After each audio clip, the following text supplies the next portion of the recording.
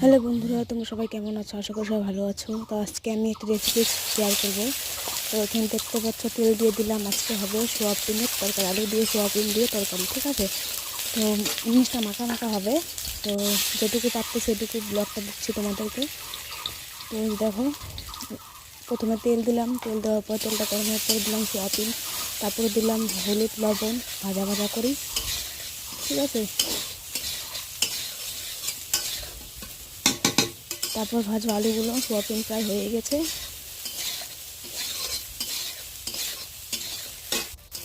Soybean হয়ে গেছে, এখন সোয়াবিন হয়ে গেছে, এখন সোয়াবিনগুলো নামিয়ে দেবো। এখন দেবো তোমার আলু ভাজবো, ঠিক আছে? আলুগুলো ভাজবো। তো ব্লগটা সবাই দেখো একটু প্লিজ।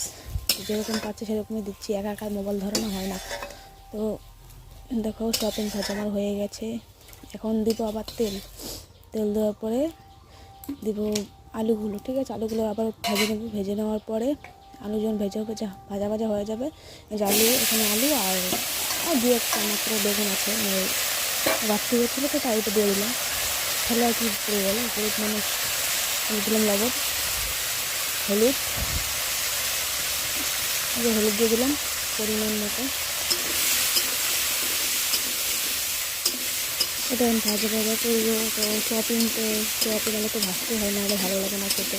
তার মধ্যে এটা মাখা মাখা হবে। তো এই যে সোয়াবিন ভাজা হয়ে গেছে, আলুটা ভাজা হয়ে যাবে, প্রায় হয়ে গেছে, নামিয়ে দেবো এখন। আলু হয়ে গেছে ভাজা আমার। এবার তেল দিব। এবার রানবো আসল জিনিসটা। তেজপাতা দিলাম একটা সম্বাসে, একটা তেজপাতা লাল লাল করে ভাজবো।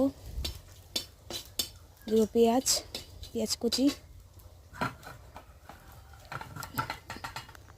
কুচি দিলাম। এটা একটু সামান্য লাল লাল করে ভাজবো, যাতে নরম হয়। এতটা ভাজবো না, ভালো লাগবে না খেতে। এখন দিয়ে দেবো মশলা। দিলাম মশলা, আদা বাটা, এখানে আছে আদা বাটা, পেঁয়াজ বাটা, জিরা বাটা, লঙ্কা গুঁড়ো বাটা, ঠিক আছে? এই চারটা জিনিস উপকরণ দিয়ে ভালো মতন কষাবো জিনিসটাকে।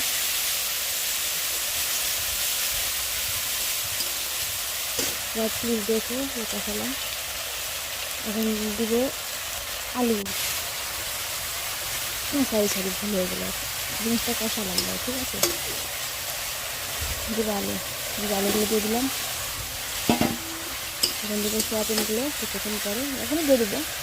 এখন হাতে রান্না করতে আজকে যাবো ডাক্তারের কাছে। কমপ্লিট আমার তরকারি।